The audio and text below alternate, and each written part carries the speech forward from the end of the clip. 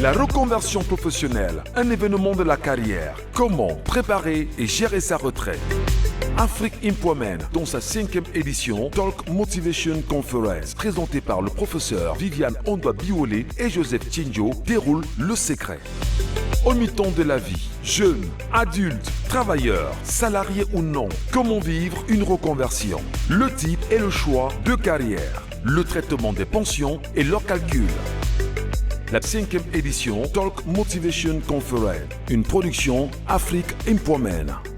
Je vous raconte cette histoire un peu amusante parce que, au-delà des aspects matériels qui vous mettent un peu dans un inconfort, même si à un moment donné, vous pouvez trouver une stabilité, il y a quand même des aspects émotionnels que vous vivez. Beaucoup de ressources, malheureusement.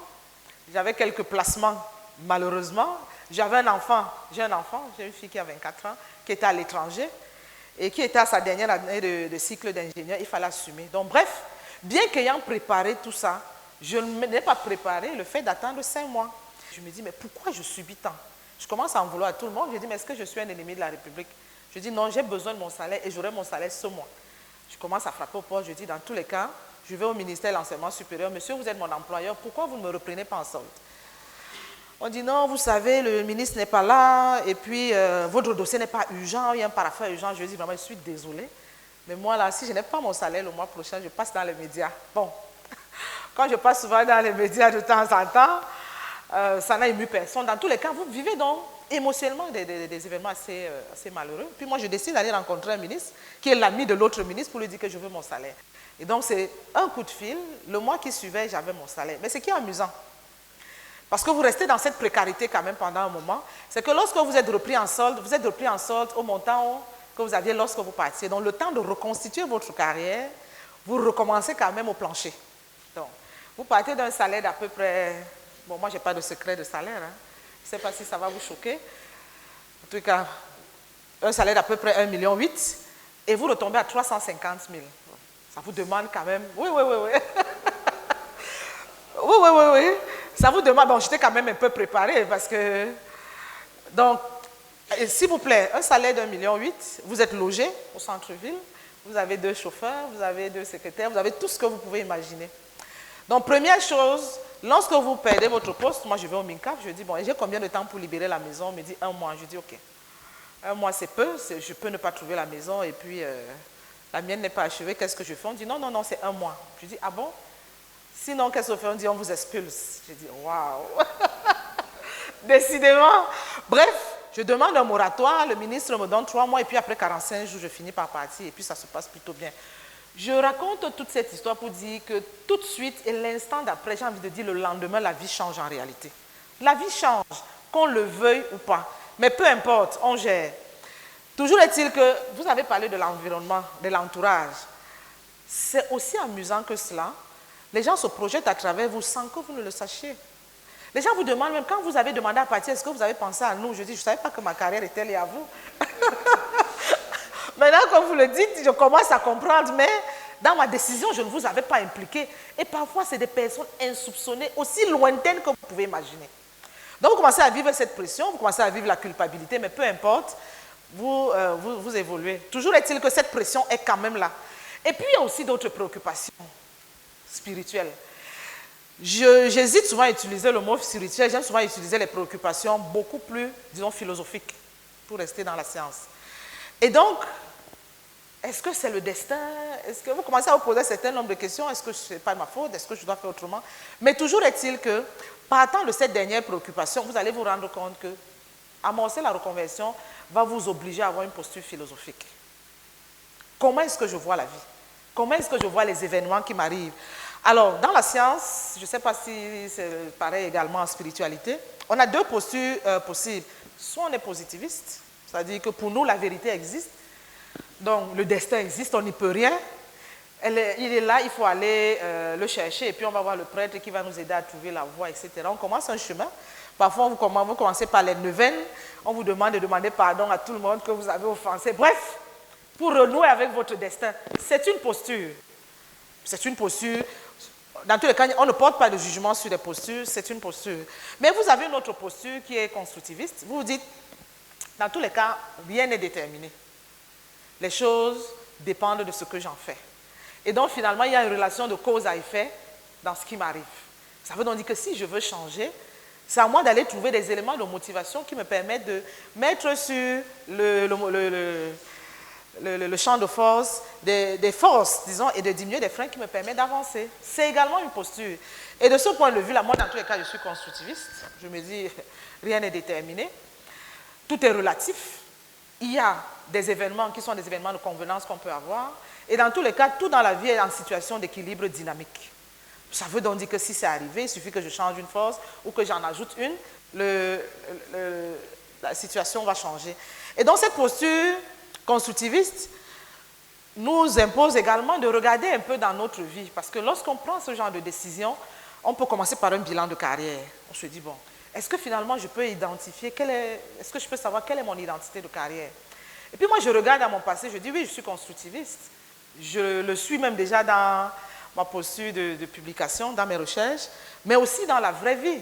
Parce qu'en réalité, lorsque vous êtes enseignant d'université, ou alors aux brasseries, ou alors dans une banque, il y a un plan de carrière qui est proposé. Et c'est pour ça que tout à l'heure, on va revenir sur les éléments personnels. Parce que le plan de carrière proposé par l'organisation, c'est une obligation. Tous les RH savent que l'activité, dans tous les cas, la carrière n'est pas inerte et n'est pas linéaire. Et donc, il y a une mobilité qui est prévue. À l'université, chez nous, vous passez d'assistant chargé de cours à maître de conférence, professeur titulaire. Et donc, professeur titulaire, professeur émérite. Maintenant, vous avez des gens qui peuvent ne pas suivre ce plan de carrière. Il y en a qui disent, moi, je m'arrête à charger de cours, je deviens consultant, j'en ai rien à faire pour le reste. Il y a d'autres qui disent, bon, ok, moi, je suis enseignant d'université, mais je vais également identifier un autre cheminement de carrière. Je vais aller dans la fonction publique, c'est ce que j'ai fait. Ensuite, je vais dans un établissement public. Maintenant, je suis revenu à l'université. Je suis à Douala aujourd'hui. Demain, dans tous les cas, vous déterminez votre cheminement de carrière en fonction de la contrainte de votre métier, de votre environnement. Toujours est-il qu'on va se rendre compte que la décision de carrière, que ce soit la retraite et toutes les étapes qu'on va voir, ces décisions vont dépendre de vos postures philosophiques. Il y en a qui disent, bon, moi je vais rester là, je suis salarié. Et puis à la fin, ils disent que vraiment l'entreprise m'a exploité toute la vie. Non, elle ne vous a pas exploité. C'est un choix que vous avez fait, même si c'est un choix positiviste, de dire que finalement c'est mon destin, mais c'est un choix que vous avez fait. Donc ce qui est important, que ce soit la carrière ou les autres chocs, il y a une part également de notre décision. On ne nous oblige pas à rester. Je crois que le contrat, c'est le seul, j'adore bien cette définition, c'est le seul élément qui ne soit pas obligatoire. Qu'on soit en CDD ou en CDI, on peut rompre le contrat quand on veut. Rien ne nous oblige. Il y a simplement des conditions. Et donc, de ce point de vue, il y a donc une part de responsabilité dans le destin qui est le nôtre. Et donc, c'est à vous de choisir. Si vous êtes positiviste, vous êtes donc dans une optique beaucoup plus objective. Vous dites qu'il y a un tracé que l'organisation me propose. Peut-être que Dieu aussi a décidé, bon, je vais suivre ce tracé. Ou alors, vous êtes simplement subjectiviste. Et à ce moment, vous avez une posture différente. Alors, les constats qu'on peut donc faire, c'est que dans la vie, finalement, l'analyse des situations qui nous arrivent, que ce soit la carrière ou ailleurs, dépend justement de cette posture épistémologique, ou tout au moins philosophique. La chance, par exemple, certains vont dire, ok, la chance existe, peut-être même c'est ce qui meuble notre vie. D'autres vont dire, non, moi la chance peut exister, mais pas tout le temps.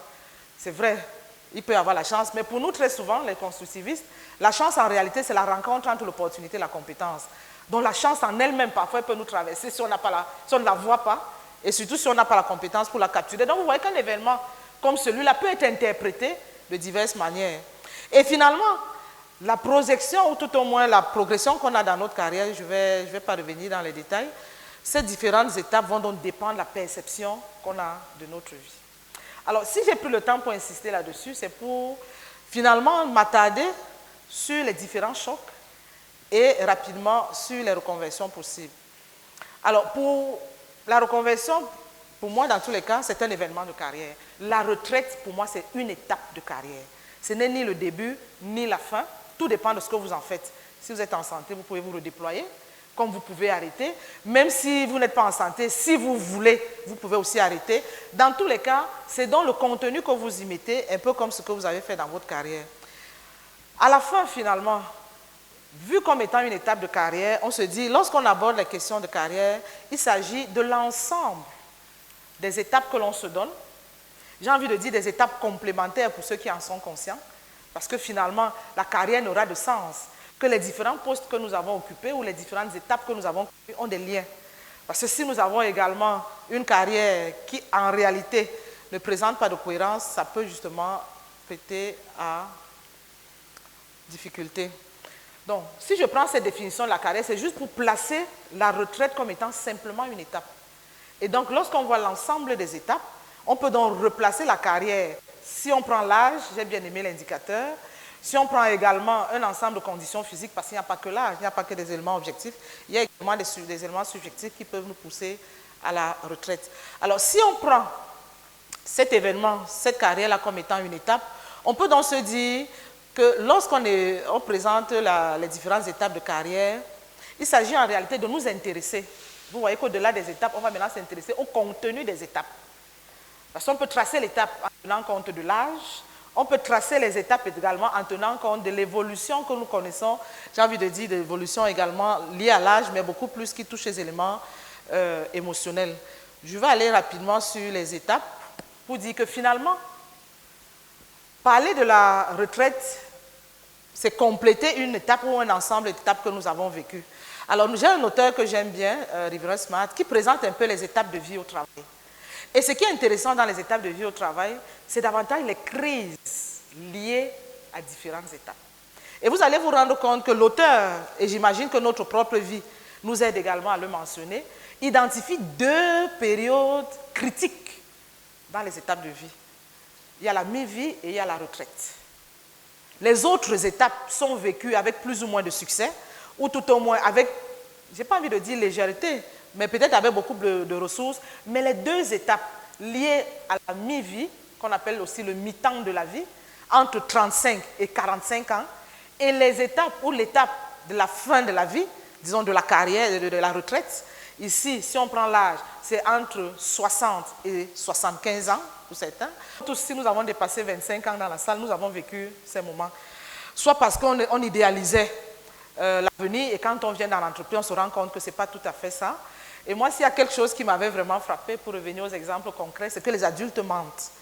Or, que ce soit à l'école primaire ou à l'église, on nous dit qu'il faut dire la vérité. Mais vous arrivez en organisation, le premier choc que moi j'ai eu dans tous les cas, c'est de constater que les adultes qui sont censés, qui nous donnent ces conseils, sont les premiers à mentir. Et je pense, à 23 ans, là, c'est quand même un peu difficile à gober. C'est un peu comme lorsque vous êtes une jeune fille, vous dites que la fidélité existe, et puis les premiers chocs d'infidélité, vous créez des perturbations particulières, et vous finissez par vous rendre compte que finalement, c'est être humain d'être infidèle, c'est être humain de mentir, c'est être humain.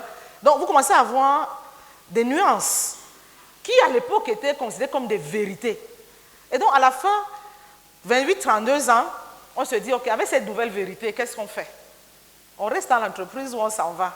Donc, il y a une sorte de renouvellement. Vous voyez que c'est également une autre reconversion que vous allez vivre. C'est un choc, oui, mais c'est surtout des événements que vous avez vécus qui vous demandent en réalité de revisiter vos rêves. Et donc, ensuite, vous passez 33, 37 ans. On se dit, bon là, après 15 ans de travail, on sait déjà à peu près ce que c'est. Est-ce qu'on peut prendre des décisions définitives? Est-ce qu'à un moment donné, on peut se faire un point de ce qu'on veut donner, du sens qu'on veut donner à notre carrière? Et c'est vraiment la période de la course occupationnelle. C'est également le moment où on veut faire notre marque. Parce qu'après 15 ans, on a déjà accumulé pas mal d'expérience et puis on veut également exister comme référence. Alors, ce qui est important, c'est quand on entre déjà entre 38 et 42 ans, la mi-vie. D'abord, les auteurs nous disent qu'à cette période de la vie, on perd nos parents. C'est biologiquement démontré. Donc, c'est un moment émotionnel pour lesquels les émotions sont convoquées. On va tous perdre nos parents autour de 45-50 ans, qu'on le veuille ou pas. Les plus chanceux, autour de 50-60 ans. Quand c'est vraiment, si vous êtes parmi les premiers enfants, si vous êtes parmi les derniers, vous imaginez très bien que ça va même aller plus vite. Donc, ce que les auteurs essaient d'expliquer, c'est que ces moments ont également une incidence sur la carrière. Vous ne pouvez pas vivre des moments émotionnels aussi intenses sans qu'il y ait d'incidence au niveau de la carrière. Premièrement. Deuxièmement, à la mi-vie, on est aussi en plein bilan. D'accord? On est en plein bilan. Si c'est pour les femmes, on commence à vivre des transformations même biologiques. Croyez en ma petite expérience, j'ai 50 ans aujourd'hui, j'ai 84 kilos, 1,60 m, j'étais plus petite qu'avant. Donc, Depuis bientôt, tous les 4 ans, je prends 2 cm de plus à la taille. Quel que soit ce que je fais, je me dis, mais quand même. Donc, même biologiquement, les formes que vous n'aviez pas avant, vous commencez à les avoir. Maintenant, il y a des maternités également qui vous laissent des traces. Dans tous les cas, la beauté que vous aviez à 25 ans, vous ne l'avez plus. Donc, même le corps vous le revendique. Mais bien plus, vous entrez également dans des phases biologiques intéressantes, la ménopause. Moi, je ne savais pas ce que c'est que les bouffées de chaleur, mais il peut arriver que je sois assise et que je me mette à transpirer. C'est des choses émotionnelles, c'est des choses biologiques, c'est lié également à l'âge. Vous avez évoqué tout à l'heure les maladies. Il y a également des maladies qui sont liées à l'âge. Donc, vous allez vous rendre compte que quand on arrive à cette étape, ce que nous disent également des médecins, c'est que le corps commence à prendre un coup. Maintenant, dépendamment des coups que vous avez encaissés par le passé, arrivé à cette étape, le corps également revendique son passif. Et puis, dans tous les cas, vous n'êtes plus la même. Alors, ce qu'on essaie simplement de dire, c'est qu'arrivé à cette étape, très souvent, on vit des moments, des remises en question très profondes.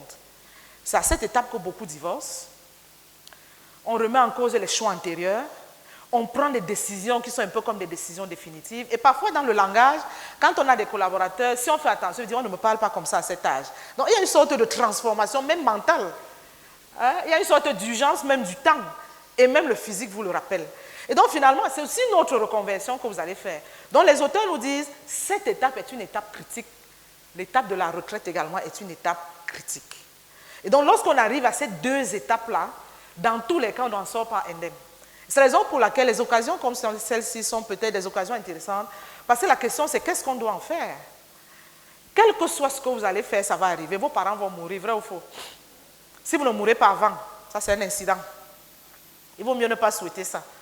Mais si vous ne mourrez pas avant, à cet âge-là, vous allez enterrer vos parents, s'ils ne sont pas morts avant. Et malheureusement, l'histoire génétique également va nous rattraper. Faites attention. Et moi, je dis, bon, nous sommes des adultes, nous avons le privilège d'échanger sur ces questions. Ce n'est pas un problème de foi ou un problème, il faut en être conscient. Moi, je suis d'une famille où les gens ne vivent pas longtemps. Mon papa est décédé à 45 ans, j'avais à peine 11 ans, 12 ans. Ma maman est décédée à 56 ans. Donc, quand j'amorce mes 50 ans, je me dis, bon, ok, s'il me reste 6, qu'est-ce que j'en fais? Tous les jours deviennent des bonus et je vis ma vie différemment. Maintenant, est-ce que je suis contente, je ne suis pas contente? C'est peut-être génétique.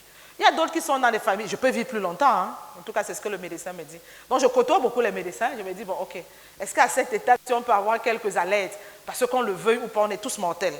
Vous avez des gens qui sont dans des familles de centenaires, c'est une chance également.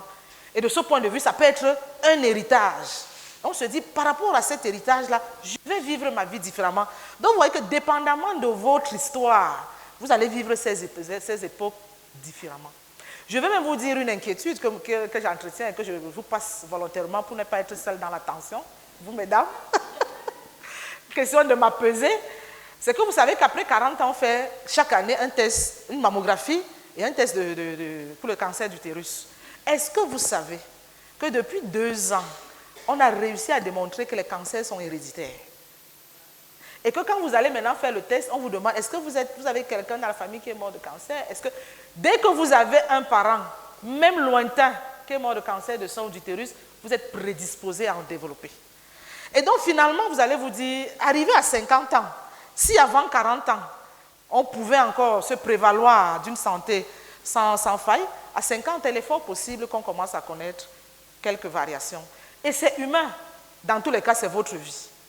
Et c'est à vous maintenant de décider comment est-ce que vous allez vivre. Alors, vous prenez de bonnes décisions et puis vous redémarrez. Comme moi, bientôt à 50 ans, je redémarre une nouvelle vie, une nouvelle reconversion. Bon, je suis mariée, non, je suis divorcée, remariée. Mais ça n'a rien à voir avec la gestion de la carrière. Ça a également à voir avec les incidents de vie. Donc, dans tous les cas, vous allez vous rendre compte, si je prends cet exemple, que votre vie sociale, la pression également, les femmes, c'est très marqué, les enfants, j'ai bien entendu tout à l'heure que je m'occupe maintenant des petits-enfants. Bref, votre vie sociale aura également une incidence au niveau de la décision que vous allez prendre à votre retraite. Mais c'est des décisions, dans tous les cas, qu'il faut prendre en toute liberté. Et 45, 48, 52 ans, on avance tout doucement, on a déjà pris les dernières décisions, d'accord? On se rapproche de la fin. Si on est dans une organisation et que c'est 60 ans, il reste 10 ans. Dans ma carrière, c'est 65 ans, on va à la retraite à 65 ans, mais je peux prendre aussi une retraite anticipée, personne ne m'oblige à rester aussi longtemps. Et ce qui est intéressant, je voudrais revenir peut-être à cette dernière étape. Ce qui est intéressant, c'est que quand vous êtes à cette étape, nous disent les auteurs, 50-55 ans, c'est une étape où vous êtes prêt à partager votre expérience, à être des mentors, à accompagner. Vous avez envie de laisser également votre marque à travers d'autres personnes.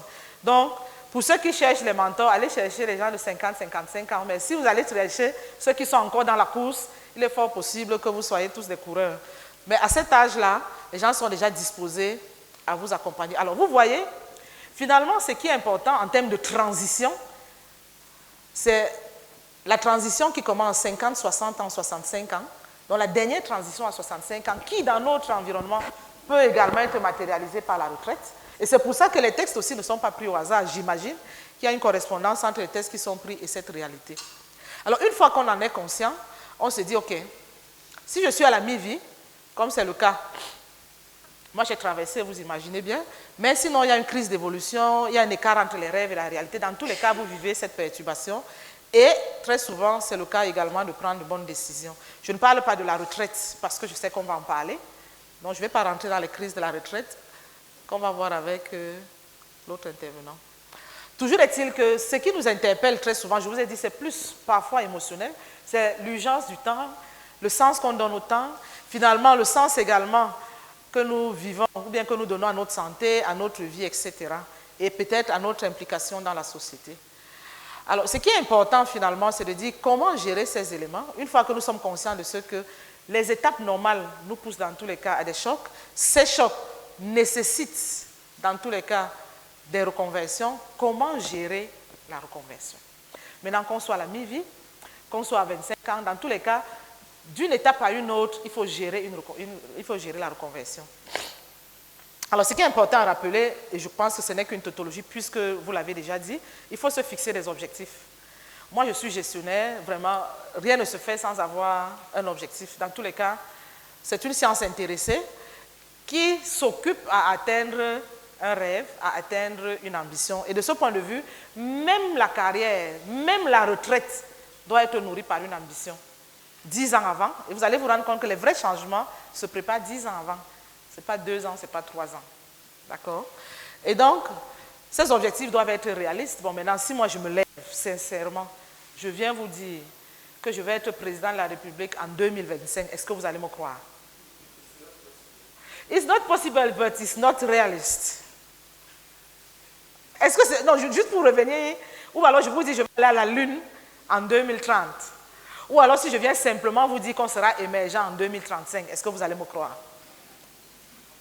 Vous n'allez pas me croire. Parce que, compte tenu des événements que nous avons, ce n'est pas réaliste. Ce n'est pas réalisable. Donc, je n'insiste pas là-dessus. Toujours est-il que ce soit la carrière, que ce soit les autres étapes de la vie, il faut se donner un objectif. Et je pense que nous connaissons quelles sont les contraintes de l'objectif. Il doit être ambitieux, c'est vrai, mais surtout, il doit également être concret, accessible, etc. Je ne reviens pas là-dessus, c'est un peu technique, mais ça vous parle certainement.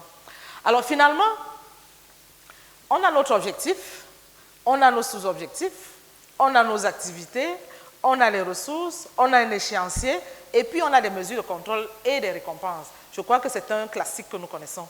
C'est pareil pour préparer la carrière, la retraite, c'est pareil pour préparer les reconversions. Je me dis, dans 5 ans, je veux être, je dis n'importe quoi, qu'est-ce que je peux dire pour ne pas dévoiler mon propre objectif de carrière? Dans tous les cas, minimalement, je serai professeur titulaire, ça c'est sûr. Pour être professeur, en tout cas, ce n'est pas un exploit. C'est presque un aboutissement normal. Mais sauf que pour l'être, il faut avoir des publications connues, il faut encadrer au moins 2 thèses, il faut... Donc, vous voyez qu'un objectif s'accompagne d'activités. Un objectif où alors les activités nécessitent des ressources. Vous êtes là aujourd'hui, vous venez vous former, une reconversion impose parfois une formation. Et quand c'est une reconversion rupture, ça peut même demander que vous fassiez tout un bilan de carrière et que vous fassiez même des formations de 2 ans, etc. Toujours est-il que même à la retraite, ou alors les objectifs de carrière, de retraite doivent également être planifiés. Alors ce qui est important, comme je vous ai dit, c'est de vraiment vous connaître. Votre carrière et votre retraite ne ressemblera pas à celle de votre voisin. Vous n'avez même pas l'obligation d'être comme votre voisin. Donc la connaissance de soi reste le maître mot. Malheureusement, dans nos curricula de formation, nous n'avons pas beaucoup de formation de développement personnel. Parce qu'au fond, C'est la connaissance que vous avez de vous-même qui va faire en sorte que vous choisissez de bons objectifs de carrière et de fin de vie. Parce que vous savez que même avoir droit à une fin de vie digne, c'est un droit. Moi, je me souviens, pour reprendre l'exemple de ma maman, quand on nous annonce qu'elle va mourir dans 6 mois, et le médecin nous dit clairement que bien que la mort soit une évidence, elle a le droit de mourir dans la dignité. Or, le nodule du pancréas, le cancer du pancréas, devait évoluer et lui créer une occlusion intestinale. Au moins, il faut lui faire une opération de confort, donc soulever l'intestin, laisser le nodule avancer, sinon elle va mourir dans la douleur. On n'a pas le droit de mourir dans la douleur, même si on a le droit de mourir. Ça veut donc dire qu'en réalité, les dignités que vous avez à vous donner sont des droits. Vous avez le droit de vivre une belle fin de carrière. Vous avez le droit de vivre une belle retraite. Sauf que ce droit-là, pour jouir de ce droit, vous avez aussi des activités à mener. 10 ans avant, 15 ans avant, j'ai envie de dire depuis le premier jour. Très souvent, revenons à nos postures épistémologiques, si je prends le cas que nous connaissons dans notre environnement, moi je suis d'une région où les femmes ont du plaisir à procréer, je suis de l'Est, je suis de Doumé. Et quand vous demandez aux femmes pourquoi vous faites autant d'enfants, on dit que c'est Dieu qui donne. D'accord? Sauf que Dieu vous donne et l'homme et l'enfant. S'il ne vous donne pas l'homme, vous n'aurez pas l'enfant. Si vous donne l'homme et que vous observez le planning familial, vous aurez moins d'enfants. Donc vous finissez par vous rendre compte que Dieu, oui, il donne. Mais vous également, vous pouvez rythmer. Donc finalement, la connaissance que vous avez de vous, les décisions que vous prenez vont certainement impacter votre retraite. Certainement. Et je n'ai pas envie de dire, pour ne pas toucher à peut-être à vos croyances traditionnelles, que les femmes ont souvent des décisions, des problèmes particuliers entre le bébé, le mari, la belle famille, etc. C'est souvent des choses qui viennent encombrer notre existence, mais avec lesquelles nous devons transiger. Et là aussi, si on ne prend pas de bonnes décisions, il faut s'attendre à vivre une carrière comme on l'a souhaité et comme on l'a décidé. Et donc finalement, il faut faire le point, il faut se questionner, il faut aller chercher la rétroaction, il faut être compétent pour ce qu'on veut faire, je n'insiste pas là-dessus, et tout choix a des risques. Il faut aussi se préparer aux risques. Parce qu'on a toujours l'impression, on dit c'est trop dur, c'est normal que ce soit dur. C'est normal. À la limite, c'est pour ça qu'on est préparé pour. Donc, le fait que ce soit dur n'est pas un problème, mais comment est-ce qu'on est préparé, comment est-ce qu'on gère, et comment est-ce qu'on accepte finalement ce qui nous arrive, et quel est le plan qu'on donne à notre vie. Et donc, finalement, c'est à vous de décliner votre modèle de champ de force. Quels sont les freins, quels sont les leviers par rapport à ce que je veux devenir. Vous savez, lorsqu'on aborde souvent les questions, par exemple, de formation des femmes au leadership politique, on vous dit, non, mon mari a dit que je ne dois pas aller à la télé. Je dis, oui, mais vous allez faire comment si vous voulez être une femme politique si vous ne partez pas à la télé? Non, mon mari a dit que... Bon, vous dites que okay, si c'est le mari le frein, le premier travail, c'est sur le mari. Il faut le convaincre. S'il n'est pas convaincu, qu'est-ce qu'on fait? Hein? On fait comment? On fait comment? Alors, les hommes disent qu'on le suit, n'est-ce pas? Et les femmes disent, on le laisse. On avance. Donc, vous voyez que c'est des choix difficiles. C'est des choix hautement personnels. D'accord? C'est juste pour dire que vos conditions et vos décisions vont dépendre de vous. Il n'y a pas de religion. Et le fait de le suivre a un risque, non? Le risque de carrière. Le fait de ne pas le suivre a un autre risque, le risque de le perdre et de vivre également une turbulence. Donc finalement, aucun choix n'est sans risque. Mais le non-choix également est plus risqué que les autres. Donc c'est à vous de décider. Dans tous les cas, moi je fais les choix qui me concernent. Faites vos choix ou n'en faites pas. Vous allez simplement assumer à la retraite. Si c'est avec lui que vous voulez passer les derniers jours, vous le gardez. Si ce n'est pas avec lui, vous le changez si vous pouvez. Hein? Ou alors vous supportez. Hein? Il y a une dose de patience également qu'il faut avoir. Ça, c'était pour blaguer par rapport à la vie personnelle, mais pour la vie sociale. Et ça, c'est important. J'ai entendu qu'il y a les brasseries, il y a les banques. Par rapport à votre objectif, soit de fin de carrière, soit même vos différentes reconversions, il faut savoir quel est le type de carrière privilégié par l'organisation. Je vous fais passer quelques slides qui présentent les différents mouvements de carrière possibles. Nous avons ce qu'on appelle le modèle latin. C'est un modèle dans lequel le diplôme compte. Nous sommes un peu dans notre environnement. Plus vous êtes diplômé, plus vous avez la chance de faire de belles carrières, même si vous êtes un peu incompétent. Ce n'est pas grave. Le diplôme est important. Ça veut donc dire que pour être cadre, il faut avoir la licence, il faut avoir le master. C'est pour ça que dès que vous rencontrez quelqu'un, quel est votre niveau master? Il y en a qui ont déjà 2, 3, 4, 5 masters. L'environnement s'y prête. Parce que lorsqu'on vient aux brasseries ou à la banque, la première question, quel est le diplôme? Donc forcément, vous allez l'intégrer dans votre déploiement de carrière. Ça veut dire que dans un environnement comme celui-là, avoir le diplôme devient un enjeu. Si on ne l'a pas, le chercher devient un objectif. Même pour se redéployer à la carrière, à la fin de la vie. Donc, le diplôme reste dans le cœur des préoccupations. Et je le dis pourquoi. Moi, je vous prends un exemple. Dernièrement, nous avions un programme avec Yale University aux États-Unis.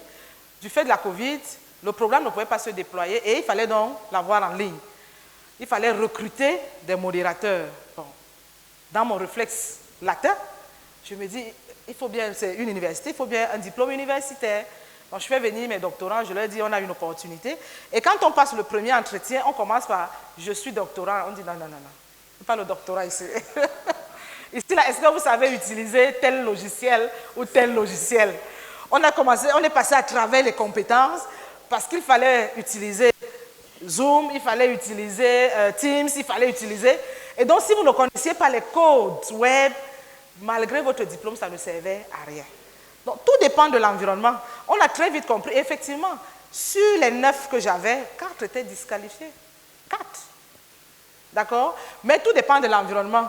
Donc, si vous êtes dans un environnement comme le nôtre, là, vraiment, nous, on va aller chercher le diplôme, on va aller chercher les masters, même à minuit. On va soutenir, il n'y a pas de problème. Maintenant, vous avez un autre modèle, qui est le modèle allemand. En réalité, le modèle allemand, c'est un modèle de progression de carrière qui insiste sur l'expérience. Il faut faire ses marques, il faut faire ses classes, il faut faire ses escaliers. C'est un modèle également. Pour dire que pour arriver au sommet, ce n'est pas le diplôme, c'est en réalité la somme d'expériences accumulées. Donc, dépendamment également du modèle valorisé dans votre entreprise, votre carrière va vous imposer soit de vous inscrire dans une logique d'accumulation d'expérience, soit dans une logique d'accumulation de diplômes. Ça, c'est pour le modèle allemand. Vous avez également un autre modèle, le modèle japonais. Alors, le modèle, c'est la course de japonais, c'est la course de fond. D'accord? Là-bas, là, qui est le plus brillant, c'est un peu comme la Silicon Valley. Donc, peu importe le diplôme, peu importe, c'est tout ce que vous pouvez démontrer, tout ce que vous pouvez faire. Et surtout la rapidité avec laquelle vous pouvez le faire. Vous voyez également qu'un environnement comme celui-là exige également un déploiement différent. Et c'est à vous de choisir également et d'apprécier. Vous avez également le modèle anglo-saxon qui est davantage basé sur l'évaluation au mérite. C'est un peu celui que je vous déclinais tout à l'heure. C'est davantage qu'est-ce que tu sais faire et est-ce qu'on peut t'apprécier à la tâche. Et donc la compétence ici n'est pas une compétence a priori, c'est une compétence à la tâche. Vous n'allez pas dire je suis compétence en finance, ça ne veut rien dire. Dans la finance, il y a beaucoup de dimensions et maintenant par rapport à cette tâche-là, vous avez des niveaux de maturité différents. Et c'est à ce niveau que l'appréciation est faite. Et donc, c'est aussi une autre façon de voir. Le véritable problème, c'est que quel que soit le modèle retenu par l'organisation, et comme on l'a dit, votre décision de carrière va dépendre de votre posture épistémologique. Alors, ce qui sera donc important, c'est de dire, est-ce que je vais choisir une carrière stable? Vous êtes libre de choisir une carrière stable. Est-ce que je vais choisir une carrière linéaire? C'est votre décision. Ou alors une carrière transitoire, une carrière en spirale, une carrière en rupture. D'accord? C'est à vous de décider. Pour cette décision-là, personne ne peut le faire à votre place. Est-ce que vous allez choisir une carrière éclatée? Est-ce que vous allez davantage insister sur une cohérence dans tout ce que vous aurez à faire? Peu importe, vous n'avez pas à être jugé. Ce qui est important, c'est ce que vous décidez de faire. Mais une fois que vous avez décidé de faire, sachez qu'il y a également des contraintes. Et les contraintes de carrière actuellement, que ce soit la retraite ou maintenant, sont connues. Flexibilité du travail, travail à distance et tout ce que vous pouvez imaginer. Donc, en plus de vos ambitions, sachez que vous êtes dans un environnement et que cet environnement peut également conditionner votre ambition. Je ne vous apprends rien, c'est la décision sous contrainte. Peu importe, vous avez fait votre décision, vous avez votre environnement, mais maintenant, c'est vous qui décidez. Alors, je vais finir par ce diapo.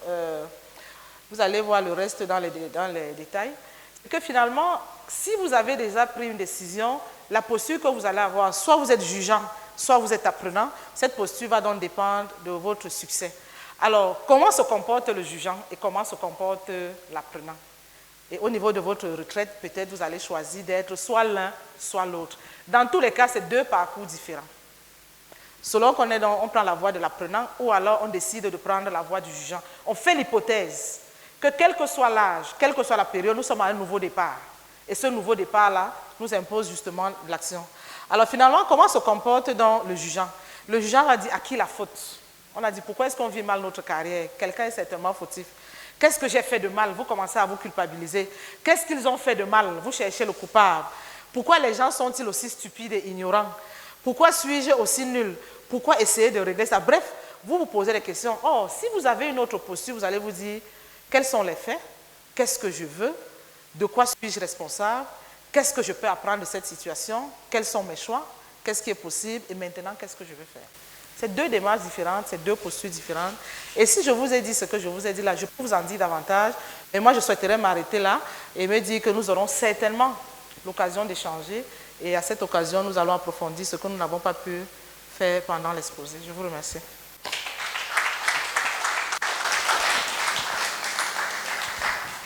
Nous allons passer à la phase questions-réponses, s'il vous plaît. Si vous avez des questions à adresser suite à cette présentation, vous avez la parole. Pamela Nkoué, service formation brasserie du Cameroun. Alors, moi, ma question, c'est sur l'aspect psychologique. Étant donné que le fil conducteur dans votre présentation, c'est une dimension émotionnelle, quel est le frein au fait d'intégrer les psychologues dans la préparation à la retraite? Est-ce que c'est lié au contexte? Est-ce que c'est lié aux mentalités? Pourquoi est-ce que, puisqu'il y a cet aspect mental dans le développement personnel, pourquoi est-ce que les psychologues ne sont pas intégrés dans la préparation à la retraite? C'est parce que déjà, la retraite, ce n'est pas une maladie. La retraite, ce n'est pas une maladie. Quand vous allez en retraite, comme on l'a dit, c'est le passage d'une vie professionnelle à une vie privée active.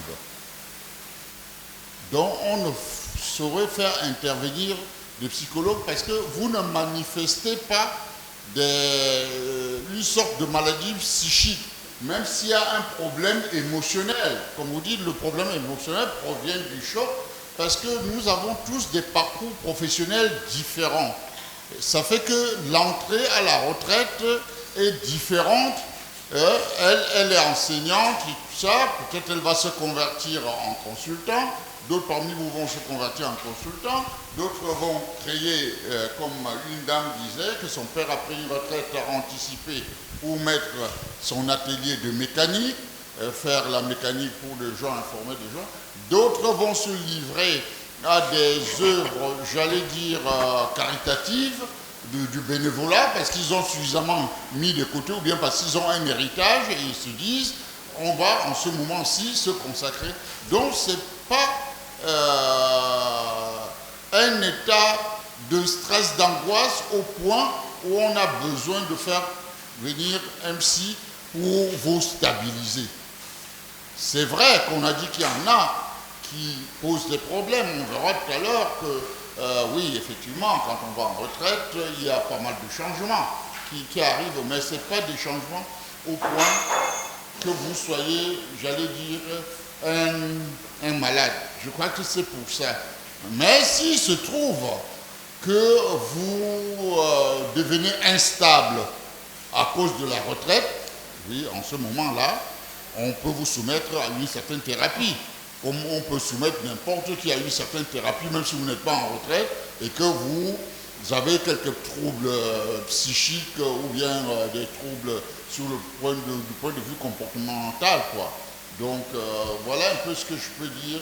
C'est ça qui explique que les psychologues n'interviennent pas directement pour la formation à la préparation à la retraite.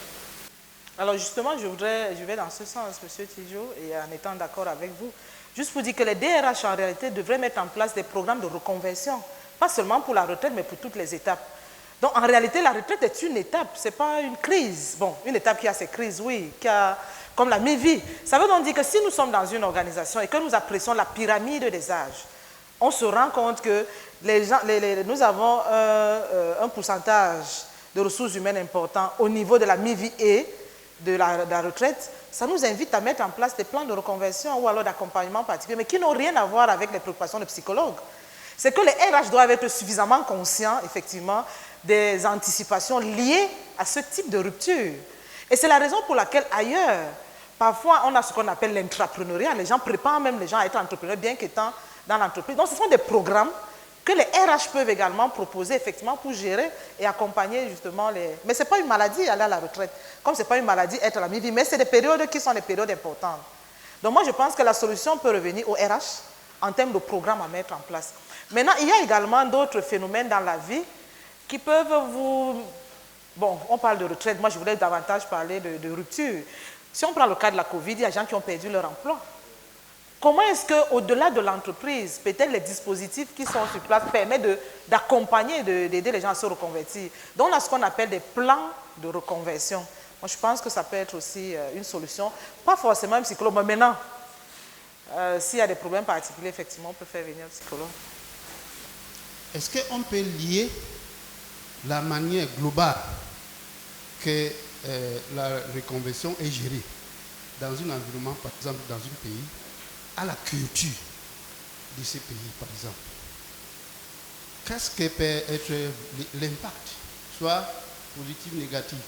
Parce que quand j'essaie de regarder, excusez, dans des pays beaucoup plus anglo-saxons, par exemple, on voit que pour des dirigeants, par exemple, de démissionner, c'est normal. C'est-à-dire, quand vous êtes critiqué, ou bien quand votre mandat est remis en cause, vous démissionnez et vous vous remettez soit en justice, ou bien vous démissionnez et vous faites autre chose.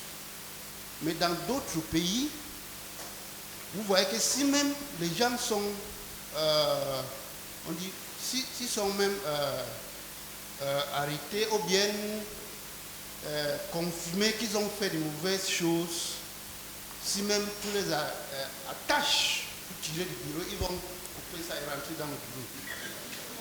Donc, avec ça, est-ce qu'on peut lier ça par rapport à notre façon peut-être de gérer la reconversion? Parce que ça fait en sorte que tu vas voir que certaines personnes pensent que tant qu'ils ne travaillent pas dans un bureau, c'est fini. Et je pense que c'est vraiment un des côtés où beaucoup de problèmes viennent, problèmes psychologiques. Certains font tout, même si même il faut éliminer quelqu'un pour rester, il fait tout. Donc, est-ce qu'on peut lier ça généralement dans la culture? Parce que quand on demande dans une structure, on voit une structure, on demande quelle est la culture de cette structure. La même chose qu'on peut voir par exemple un pays, quelle est la culture de ce pays. Donc je ne sais pas comment vous pouvez lier cet aspect ici. Forcément, la culture n'est pas innocente à ce type de comportement.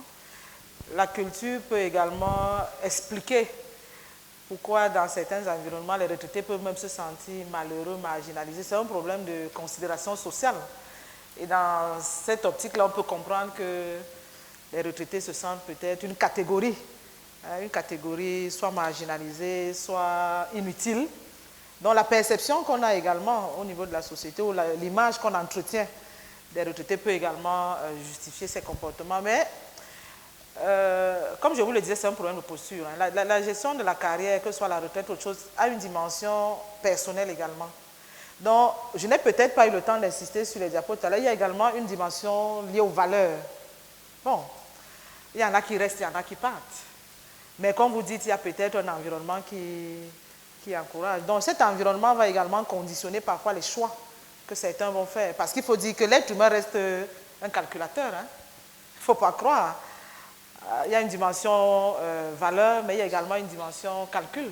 Et donc, de ce point de vue, si vous faites votre analyse et que vous vous rendez compte que c'est un environnement qui peut vous être favorable si vous utilisez tel comportement ou tel autre. Mais il y a également le côté valeur que vous pouvez prioriser. Maintenant, tout dépend de ce que vous privilégiez. Mais moi, je pense, si on prend le cas de la retraite, non seulement c'est un événement prévu, je veux dire, c'est un peu comme lorsque vous êtes enceinte. Quel que soit les cas, le 10e mois, vous aurez accouché. C'est-à-dire que même quand l'enfant veut rester, le 10e mois le provoque. Et de ce point de vue, c'est un événement qui est un événement attendu. Maintenant, qu'il soit accepté socialement ou pas, vous avez une dimension également personnelle que vous devez intégrer dans le cadre de la gestion de cette période. Si on prend le cas de nos environnements, C'est vrai qu'on a prolongé pour les fonctionnaires, mais dans le privé, c'est peut-être 60 ans ou 65 ans, je ne sais pas très bien, mais je crois que c'est 60 ans à peu près. 60. Voilà, c'est 60. Ça veut dire que si je mets le curseur à 50, maintenant il me reste 10 ans. Donc c'est un événement attendu. C'est un événement prévu. Mais moi, je vous dis encore, quel que soit ce que l'organisation prévoit, je peux déjà partir le lendemain. Je suis parti de l'ISMP, je pouvais être toujours DG. Hein. Rien ne devait m'enlever. Rien du tout. Enfin, je vais dire, si je me base sur les autres, mon directeur général avec qui je suis venu, il est encore là. Le PCA que j'ai trouvé, qui doit être là pendant 6 ans, moi j'en ai fait 9. Quand je l'ai trouvé, il avait fait 6 ans. Il est encore là. Donc on est dans un environnement où c'est possible. Mais puis à un moment donné, vous avez une dimension personnelle. Est-ce que vous vous épanouissez? Est-ce que c'est ce que vous voulez faire? Est-ce que c'est ce que vous voulez? Dès que vous dites non, vous partez. Par décence. Et moi, je vous dis, ça, c'était ma posture. Je ne pouvais pas aller avant les 9 ans pour ne pas créer un clash politique. Parce que je me suis dit, bon, j'ai été nommé par décret présidentiel, mais j'aurais pu aussi, même par convenance personnelle. Dans tous les cas, mes 50 ans là maintenant, je peux dire oui comme je peux dire non. J'aurais pu le dire difficilement à 39 ans quand j'arrivais, mais je veux dire, il y a aussi une évolution, même mentale avec l'âge. Ce qu'on peut accepter à 25 ans, on l'accepte à 50 ans. Donc vous allez vous rendre compte que les décisions, même les décisions de carrière, qui peuvent être considérées, parce que le problème c'est qu'on a des décisions de pitié, de pauvreté en fait, parce que le débat qu'on engage là, c'est souvent les ressources, c'est toujours lié au confort. Ce n'est jamais lié à l'épanouissement, ce n'est jamais lié à la possibilité d'impacter. Parce qu'au fond, si on travaille, c'est pourquoi? C'est pour impacter. Maintenant, si vous êtes dans un environnement où vous dites que bon, moi je ne pars pas à la retraite, même si je ne travaille pas, parce que non, moi je pense qu'au plan personnel, ça ne permet pas de s'épanouir. Et c'est la raison pour laquelle, malheureusement, dans nos curricula, on n'insiste pas sur ces formations. Quand vous faites, par exemple, je parle là sous le contrôle de M. Tidjo, la programmation neurolinguistique, quand vous le faites assez tôt et que vous savez ce que vous voulez faire de votre vie, vous savez quels environnements vous devez fréquenter et quels vous ne devez pas fréquenter. Même si par hasard vous vous retrouvez dans cet environnement, vous allez partir. Et à un moment donné, vous allez nourrir votre rêve de carrière. Sauf que nourrir ce rêve de carrière, c'est se prendre en main. C'est être capable d'autonomie. C'est être capable d'orienter sa carrière. C'est être capable d'investir dans sa carrière. Mais si vous ne voulez pas faire tout ça, vous estimez que vous pouvez avoir une carrière stable, on l'a vu. Donc vous ne vous plaignez pas. La véritable préoccupation, moi je pense, et quand j'ai vu le nom de M. Tidjo, je me suis dit, on peut mener cette conférence en insistant sur des éléments objectifs, donc ce que prévoit l'organisation, ou sur des éléments subjectifs. Mais ce qu'on maîtrise le mieux, c'est soi-même. Le fait d'être ici aujourd'hui et maintenant dépend de moi. Ça ne dépend pas de mon employeur. Mais dites-vous également, même quand les encadrements sont là, vos collaborateurs sont libres d'être là ou pas, ils peuvent tomber malades. Ils ont le droit de tomber malades. Vraie maladie ou fausse maladie. Maintenant, avec Corona, même c'est facile. Dès qu'ils vous appellent, vous dites que vous êtes cas contact. Dès que vous dites à votre employeur que vous êtes cas contact, il dit restez chez vous. Donc, vous vous rendez finalement compte que la carrière, là, c'est vraiment une décision d'abord personnelle. Et puis maintenant, vous avez un environnement qui constitue une contrainte, mais de plus en plus, même l'environnement n'est plus géographique. Hein. Avec nos carrières, on le voit. Vous pouvez travailler avec quelqu'un en Chine sans l'avoir vu. Le contrat commence, il finit, vous êtes payé, vous ne vous êtes jamais rencontrés. Donc, à la limite, les limites qu'on se donne sont celles qui sont perceptuelles, sont celles également que nous décidons de ne pas franchir. Ça ne veut pas dire qu'il n'y a pas de contraintes. Ce n'est pas encore entré dans nos habitudes. Depuis que je fais cette formation à la préparation à la retraite, il n'y a que quelques grandes entreprises qui ont compris. Ce qui fait que ça ne fait pas partie du vécu des travailleurs, la formation à la préparation à la retraite. Et c'est ça qui explique qu'effectivement les gens s'accrochent, comme vous dites, et qu'au moment de partir à la retraite, ils demandent une prolongation de 2 ans, de 3 ans, pour ne pas partir à la retraite. Ils font 2 fois même pire. Je suppose que ce n'est pas votre cas. Ça veut dire que quand on a pris quelqu'un pour préparer la relève, on se refuse de former la personne parce qu'on veut se rendre indispensable et ne pas partir. Ça, c'est la mauvaise méthode. Parce que vous gagnerez à former votre remplaçant, parce que quand vous allez partir, il va continuer à vous vénérer et ce sera des bénédictions. Il dira, c'est monsieur X qui m'avait tenu par la main quand je suis entré dans cette boîte pour me montrer ci, pour me montrer ça, et ce sera des bénédictions pour vous. Or, donc, comme on n'est pas habitué à la préparation à la retraite, et c'est pour ça que je félicite le cabinet Afrique Employment. Les gens ne comprennent pas qu'ils doivent aller en retraite. Dans les pays, j'allais dire, occidentaux, ça fait partie de sa carrière. Vous savez que contrairement ici chez nous, ou même pour partir, tu vas mettre ta lettre de démission, faire un préavis et tout ça. Vous savez, des pays anglo-saxons comme aux États-Unis, vous arrivez ce matin, vous donnez votre lettre de départ à votre employeur pour dire ok, bon ben moi ça va pour aujourd'hui. Comme lui, si il n'en veut pas de vous, vous arrivez, on vous dit bon monsieur, il se préparez vos affaires parce que c'est fini. Donc c'est parce que notre système a mis dans la tête des gens que quand tu es à un poste, surtout un poste de responsabilité et un poste juteux, comme les gens disent, tu penses que tu es condamné à mourir à ce poste-là. Vous n'avez qu'à voir pas mal de nos aînés qui aujourd'hui, c'est à peine qu'ils se lèvent et qui sont à des postes depuis, je crois, 35 ans, 40 ans, là où on avait dit que tu dois faire maximum 9 ans. Comme dit Madame Biolay, on a dit vous allez être directeur général pendant 9 ans maximum, mais on en connaît qui ont, je crois, 35, 40 ans en poste. Ça veut dire que ça ne fait pas partie de notre culture de faire et de passer le flambeau. Ce qui est une mauvaise chose. Donc cette formation voudrait vous amener à penser à votre reconversion, pour dire demain, je dois partir. Et si je pars, il ne faut pas que la retraite soit synonyme de vieillesse. Non, comme disait, elle a 50 ans, ça c'est rien. Tu as 70 ans, c'est rien, ce n'est qu'un nombre. It's just a number. N'est-ce pas? Chaque fois que tu auras intégré que les 70 ans que tu portes, ce n'est qu'un nombre, ça ne va pas te freiner d'évoluer. Tu vas rechercher au-dedans de toi des ressources pour évoluer. Et tant entendu, quand elle a parlé de mon personnage, votre bonheur ne vient que de vous, de votre intérieur. Ce n'est pas quelqu'un d'autre, ce n'est pas votre mari qui vous rend heureux, ce n'est pas votre femme surtout qui pas. vous rend heureux. Hein? Non, je suis sérieux. Mon épouse est là. Ah. Si je ne cherche pas à être heureux, elle aura beau faire, je vais rester un homme triste. Parce que je ne veux même pas apprécier ce qu'elle fait. Parce que je ne me suis pas mis en condition d'apprécier ce qu'elle fait. Donc vous comprenez, votre bonheur dépend de vous. Qu'on ne vous trompe pas. Votre bonheur dépend de vous. Et c'est ça qui fait que si vous faites un travail pour lequel vous n'êtes pas épanoui, vous ne serez pas heureux. Si le travail devient pour vous un cancer qui vous gangrène, quel que soit le niveau de salaire, vous avez vu des gens laisser un salaire de 500 000 pour aller travailler pour 300 000, non?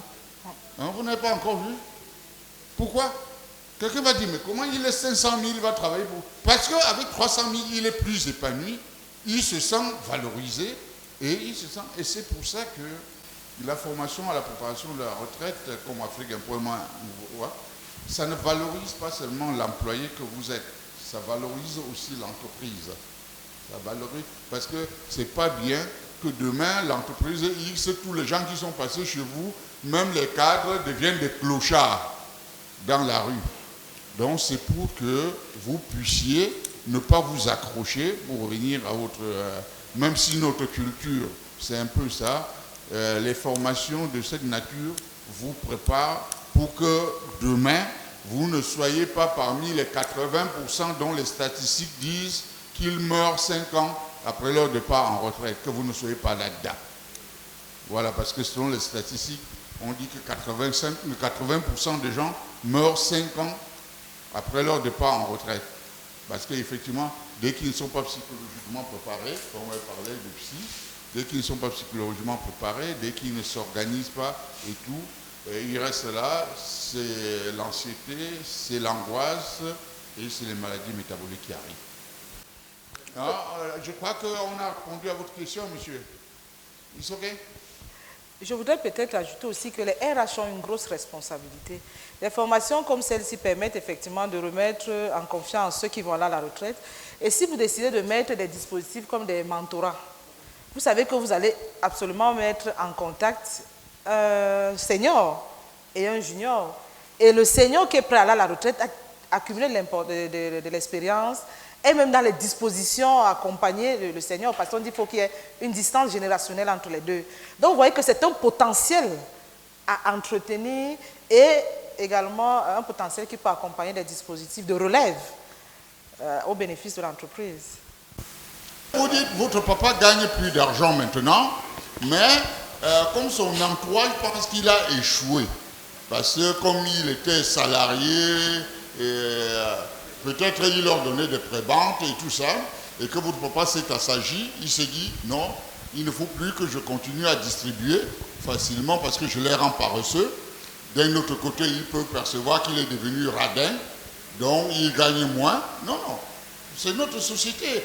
Parce qu'en principe, le salaire qu'on vous donne, vous dépannez des cousins, vous dépannez de ceci. Si vos charges à vous s'imposent que celui à qui vous donnez 10 000, vous ne donnez que 5 000, il commence à dire que ça ne va pas.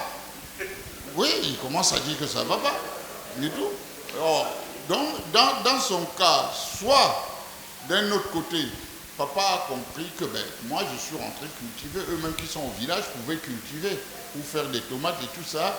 Je ne vais pas cultiver et continuer à faire le monde. Et ils se mettent un peu à le critiquer. Ou votre papa ne s'est pas encore mis au-dessus du regard des autres. Or, si tu ne te mets pas au-dessus du regard des autres, tu n'auras pas confiance en toi-même. Parce qu'à chaque coup, tu vas dire, ah, qu'est-ce qu'on va dire? Qu'est-ce qu'on va dire? Et chaque fois que tu dis, qu'est-ce qu'on va dire, tu te détruis l'énergie que tu as en toi pour évoluer.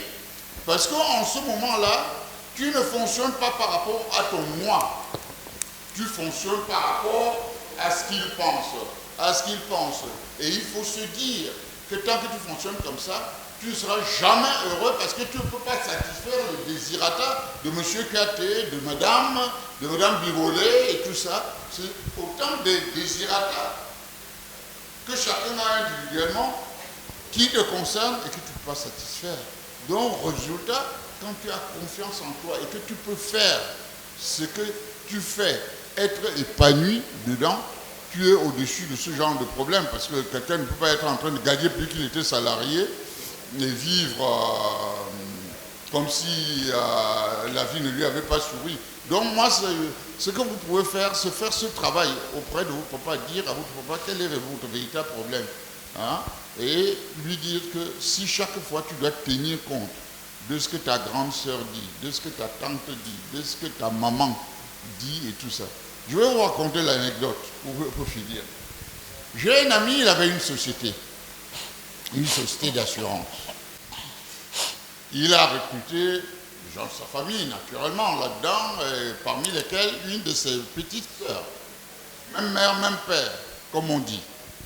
Sa petite sœur, qui ne travaillait pas bien et servait de mauvais exemple.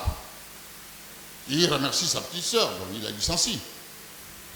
Et le jour qu'il va au village, dès que la maman entend sa voix descendue de la voiture, elle dit qu'avant que tu ne mettes le pied ici, va réembaucher. Vous voyez comment notre société fonctionne. Maman ne prend même pas du recul pour dire qu'est-ce que ta petite soeur a fait pour que tu la vires, mais elle somme son fils que va la recruter parce qu'elle est venue ici me dire que tu l'as licenciée. Sinon, ne viens pas à côté de moi.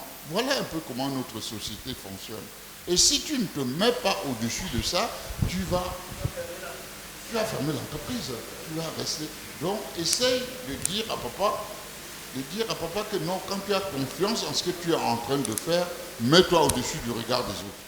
Moi, je pense que c'est des ruptures qui sont parfois difficiles à accepter, parce qu'on vit ça difficilement. Et parfois des ruptures qui peuvent même vous isoler. Et parfois, lorsqu'on est isolé, on n'accepte pas ça. Et moi, je pense que dans notre environnement, c'est très marqué. Très, très marqué. Si je prends le cas que moi j'ai vécu, pour que je rédige la lettre à mon PCA disant que les 9 ans là, je ne traverse pas, je n'ai dit à personne, même pas à mon mari. Si je lui disais, mais il allait dire ne pas rédiger. Pourquoi? Parce que derrière le PCA, on voit le président, on voit, vous imaginez bien tout ce qu'on peut voir derrière. Donc, c'est des décisions parfois qu'on prend seul parce qu'on sait qu'on aura tout le monde contre soi. Mais maintenant, vous ne pouvez prendre ces décisions que si vous êtes véritablement, émotionnellement prêt.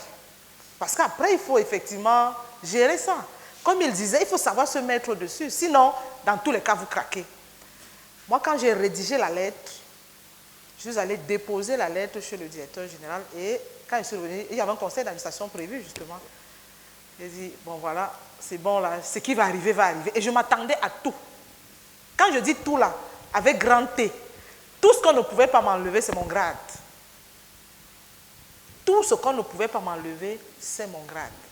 Et puis je lui dis, c'est des décisions qui sont difficiles. Pourquoi? Parce que ton papa va te faire des réprimandes. Est-ce que tu as pensé à nous? Les autres te voyaient même déjà ministre, même comme s'il ne le sera jamais. Parce que les gens nourrissent des rêves à travers vous sans que vous ne soyez même au courant. Toujours est-il que quand ça arrive, donc, moi j'ai décidé, je n'ai pas dit à la presse, en plein conseil d'administration, c'était d'abord le tollé. Ah, tu veux nous exposer. Donc, votre décision les expose. Les premières personnes qui vous agressent, c'est d'abord vos collaborateurs directs ou bien votre hiérarchie. Vous rentrez en rupture tout de suite. Ce conseil d'administration a fait 6 heures. Et la dernière question qu'on m'a posée, qu'est-ce qu'on va dire au président de la République? J'ai dit, qu'est-ce que moi je lui ai écrit? Dites ce que vous voulez. Moi, je vous ai écrit à vous et vous lui dites ce que vous voulez. Je ne sais pas ce qu'on lui a dit, mais ce qui est intéressant, c'est la suite. On n'a jamais eu un remplacement aussi rapide. 3 semaines après, on m'avait remplacé. Alors que mon mandat finissait en juin, le conseil a eu lieu en février. En mars, j'étais remplacé. Je dis, bon, ok, ça veut dire qu'on peut être diligent. Mais ce qui est intéressant, c'est la suite. Quand vous partez de là, à la limite, vous vous sentez un peu libéré parce que vous avez fait un choix. Mais comme je vous dis, même quand c'est vous qui faites le choix, vous souffrez. Les médias prennent le relais. Entre ce que vous avez dit, ce que vous n'avez pas dit, vous commencez à vivre une cabale au point où votre entourage, même vos amis, estiment que vraiment vous fréquentez, ça devient difficile. Votre communauté, je suis de l'Est, votre communauté, on ne vous invite même plus aux réunions politiques parce qu'on estime que vous êtes comme le ministre Zengele, vous rivalisez seulement le président de la République. Vous voyez votre petite, vous dites, on vous accuse de tout et de rien et c'est émotionnellement difficile. Alors comment est-ce qu'on tient? Tout à l'heure, là, quand il parlait, j'étais très, très pensif. Parce que quand on dit même se préparer, en fait, on ne met pas le contenu à se préparer. Il fallait se préparer 3 ans avant. Moi, j'ai eu la chance quand même de fréquenter. Bon, j'ai un parcours un peu particulier. J'ai été au Canada. Et là-bas, vraiment, quand on y va aussi longtemps on déconstruit un peu l'environnement culturel qui est le nôtre. On sait se prendre en main, on sait ce que c'est que l'épanouissement. En fait, on est un peu égoïste, entre guillemets. On n'oublie pas qu'on est dans une société communautariste, mais on a des outils quand même pour le faire. Et justement, j'ai rencontré une dame qui est une coach, une française d'ailleurs, que certains peut-être, Claude Hélène, qui est même ici au GICAM. Elle travaille ici au GICAM, avec le GICAM. J'ai travaillé avec elle 3 ans avant. Je lui ai dit, je vais prendre une décision difficile. Et quand je vous dis 3 ans avant, là, j'ai suivi des séances de coaching. Ça commençait d'abord par comment elle se comporte quand on commence à recevoir des coups de fil désagréables. Il y a des gens que vous ne pouvez pas raccrocher au nez. Donc vous êtes obligé de les écouter. Quand ils parlent, ça entre ici, ça doit sortir, ça doit simplement transiter. Parce que si ça reste là, ça vous détruit. Ce sont des gens qui comptent pour vous, qui vous aiment bien, qui sont bienveillants, etc. Et qui peuvent le plus vous détruire. Mais il faut les garder et avoir le dessus. Donc c'est le regard que vous avez sur tous ces événements-là à un moment donné qui compte. Mais j'ai envie de vous dire également, votre papa a la chance que financièrement il se porte bien. Parce que si à ce moment il fallait demander encore le monde, à ces mêmes personnes, on va vous dire que mais toi tu nous as laissé si tu es parti. Bref, vous êtes obligé de vous prendre en main. Et ça là c'est un parcours, quand je vous ai dit tout à l'heure, c'est plus, même si vous avez l'argent, c'est pas pareil. Dans tous les cas, ça se vit d'abord émotionnellement parce que faire accepter le nouveau statut, c'est ça qui fait la transition. Et à tout point de vue, au plan social, au plan communautaire, il y a des choses que vous allez perdre. Tout choix est renoncement. Et puis vous allez recommencer. Et moi, j'ai envie de vous dire en réalité, ce qui est intéressant, moi, si je fais le bilan, ça fait 2 ans. Je suis plus épanouie. Je me demande comment j'ai fait pour tenir 9 ans. Même financièrement, en 1 an, moi, je dis, ce soit une illusion, 1,5 million. 1,8 million. C'est 18 millions, à peine 20 ou 22 millions. L'année, avec toutes les tracasseries que vous pouvez imaginer. Mais lorsque vous êtes en freelance, c'est ce que vous gagnez en 2 mois. 2 mois. Après, vous vous dites, mais au fond, s'il n'y a pas l'argent, s'il n'y a pas l'épanouissement, vous commencez à vous poser de bonnes questions. Mais en réalité, c'est ouvrir de nouveaux horizons qui est difficile. Parce que se reconnecter, c'est difficile. Ça va vous prendre 5 mois, ça va vous prendre même 1 an. Mais vous allez vous rendre compte que si vous avez de l'employabilité, parce que ça aussi, c'est une condition, parce qu'on reste aussi, parce que si on est moyen, il faut qu'on se dise des vérités, on ne s'en sort pas. Il faut être au-dessus de la moyenne, il faut travailler dur. Parce que même se reconnecter va vous demander de nouvelles compétences. Parce que renouer avec l'international, parce que moi j'ai dit, dans tous les cas, le Cameroun, c'est un espace intéressant, mais dans tous les cas, ce n'est plus apprivoisé. Il faut attendre. Donc il faut aller à l'extérieur. Pour aller à l'extérieur, ça va vous demander de nouvelles connexions, de nouvelles compétences. Et moi, je vais vous dire, moi j'ai développé une nouvelle compétence sur l'état civil, au niveau de l'état civil, pour se rendre même compte que la Banque mondiale va mettre beaucoup d'argent dans cette réforme. Les réformes ont commencé en Afrique de l'Ouest. Pourquoi ne pas y aller? Pourquoi? Donc moi je dis, c'est vraiment le regard qu'on a, la nouvelle posture. Et je vous dis, c'est une transition quand même difficile. C'est pas facile. Même votre propre temps, c'est un peu comme lorsque vous voulez divorcer. C'est votre maman qui dit que vous... Donc moi j'ai supporté votre papa là. Toutes ces années pour que vous soyez épanoui, vous voulez partir. Elle vous remet en cause. En partant de ses propres choix. Et en vous accusant, parce que l'épanouissement que vous avez est au prix de son sacrifice. C'est quand même assez fort. Et puis vous dites, la première personne à ne pas rencontrer quand vous divorcez, c'est sa propre maman. Vous allez donc rencontrer qui? C'est difficile. Mais dans tous les cas, c'est un chemin. If you want to choose your career, what should you consider? Do you want to go high? Do you have the potentials to go high? Do you want to go low? It just depends on what you want to be. So at the level of Mr. Madu's father, who was a director, and on retirement, he go in for agriculture. I want to say that at that level, there was already a problem with planning. You know, in human resource, we talk of motivation. When we talk of motivation, we have intrinsic motivation and extrinsic motivation. By extrinsic motivation, what are we talking about? We're talking about that thing that makes you feel happy. What are you doing that brings you satisfaction? And so in planning your career, you want to choose what you do after you must have retired. It has to take us now to what? Personality. What is your personality? What are those things that you like? What brings you satisfaction? So you look at that, some people that just the name of their post brings them satisfaction, even if they're not earning money. And that's the reason why Madame said she allowed a job of 1 million and went in for something just because of what? Her satisfaction. So your father was a director. In planning her career, she chose a career that will not give her that value, will not give him that value, that respect, that honor. So you see that at that level, it's not money that he needed. He needed but what? Honor. And so when planning for career, when planning for retirement, you choose the job based now on what? Your personality. Based on your motivation. What brings you happiness? Those jobs that will still maintain people honoring you, or those ones that will bring you money and you'll be satisfied. So I think that at that level of planning, there was a problem. He didn't choose looking at the type of person he is and looking at the kind of value that he will maintain, even if he doesn't own the post of director. That's the little contribution I wanted to make. Ce que je peux vous dire, ma retraite se passe quasiment bien. La 58e année là, vous avez envie de déposer.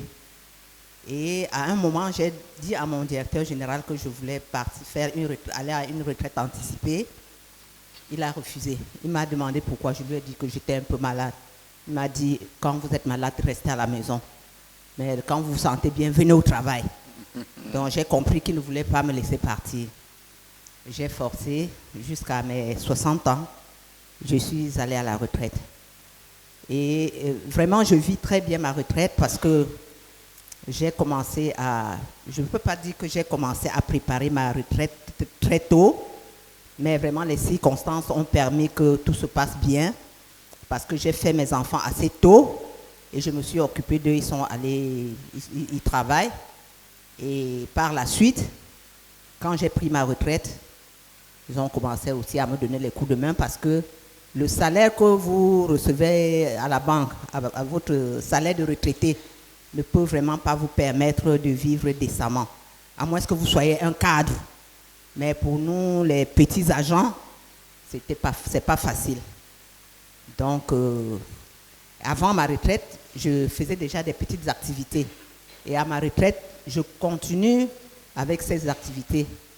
À mes temps libres, je fais un peu de jardinage, je fais tout ce que je peux faire pour rester en forme.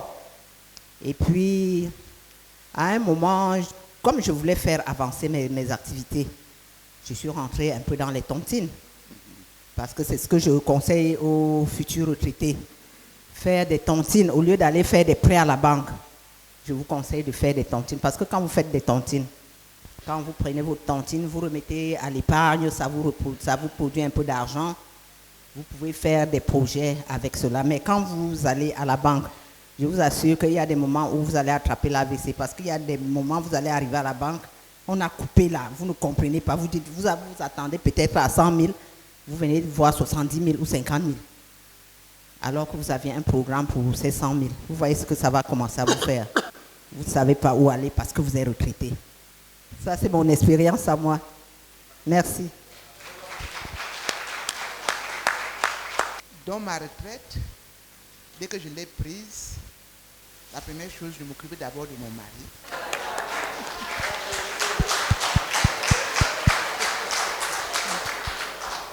J'ai une dizaine de petits-enfants de qui je m'occupe. Bon, de temps en temps, je fais le tour pour les voir. Comme venait de dire la dame, je suis dans une activité, mais ça n'empêche quand même que mes enfants m'épaulent, ils nous épaulent de temps en temps. Et vraiment, je crois que nous vivons une belle retraite. On fait du sport, on essaie de bien manger, on essaie d'être toujours en joie, d'être positif. On essaie de ne pas nous encombrer le mental avec des choses qui ne nous donnent pas la joie, quoi. Merci.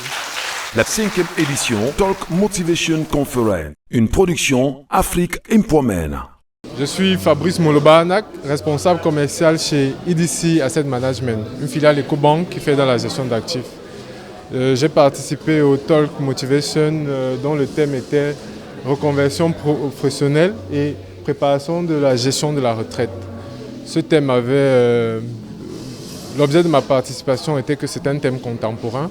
Il faut que nos seniors ou alors les plus jeunes préparent la retraite qui est une étape de la vie, une étape primordiale pour éviter tout choc, pour éviter toute surprise.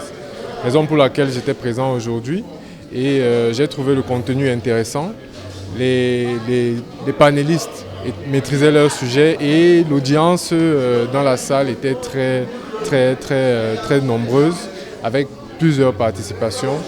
C'est une édition qui a eu beaucoup de succès et j'invite activement TMC à renouveler ce type d'expérience. I'm called Danji Amina Dambidaba, Performance Management Officer in NFC Bank. With respect to the theme of this morning, management of retirement, I think it was a very good one, given that in the past many people were not having a broader knowledge when it comes to retirement. And I think that with what we have gathered today, going back on our different organizations, we are going to make a better preparation with our employees.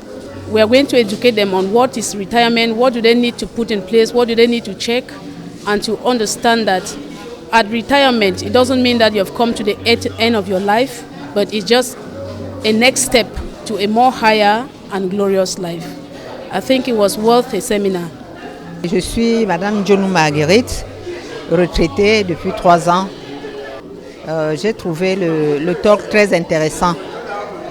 Ça nous a permis de revoir certaines choses que nous n'avions pas su quand on partait à la retraite. Donc vraiment l'ambiance était très bien et je compte revenir la prochaine fois. Michael Mboé, je représente le cabinet Tex Partner ici. Donc nous faisons le coaching et des formations. Si vous ne connaissez pas votre motivation de carrière, il se peut que vous ayez l'impression de perdre votre vie, donc perdre votre carrière. L'une des choses que je peux recommander pour améliorer ce talk, et d'introduire une phase immersive. Ça peut être avant ou après la conférence. Monsieur Chinjo Joseph, je suis consultant formateur en management et développement personnel et expert dans la formation à la préparation à la retraite. Il était de bon ton que je vienne partager avec les participants sur la retraite, attirer leur attention sur les changements qu'ils vont avoir pendant la retraite. La retraite, c'est simplement le passage d'une vie professionnelle à une vie privée active. Pendant la retraite, il faut davantage prendre soin de sa santé pour ne pas avoir les maladies métaboliques qui s'installent. Et ça passe d'abord, par l'alimentation, par le sport, c'est-à-dire apprendre à bien vivre, avoir une hygiène de vie qui permet que vous vieillissez avec succès. Je conseillerais les gens, quand il y a des thèmes pareils organisés, qui viennent parce qu'on s'enrichit toujours dans ces circonstances-là. On apprend toujours un peu plus. Je suis certain que ça a attiré l'attention de certains ici, tant pour la préparation de leurs différents testaments, tant pour la santé, tant pour les dispositions pour la CNPS, pour leur pension vieillesse et d'invalidité et décès. Donc on apprend toujours quelque chose. Mr. Ofon Solomon Tangwani. I work for NFC Bank, the head of human capital. Firstly, we noted that retirement starts from day one when you start your career, your professional career. It starts from day one as you work along and right up to when you are officially supposed to go on retirement. So it is a continuous process of preparation. And we also noted so critically that it needs an entire preparation in terms of psychologically, administratively.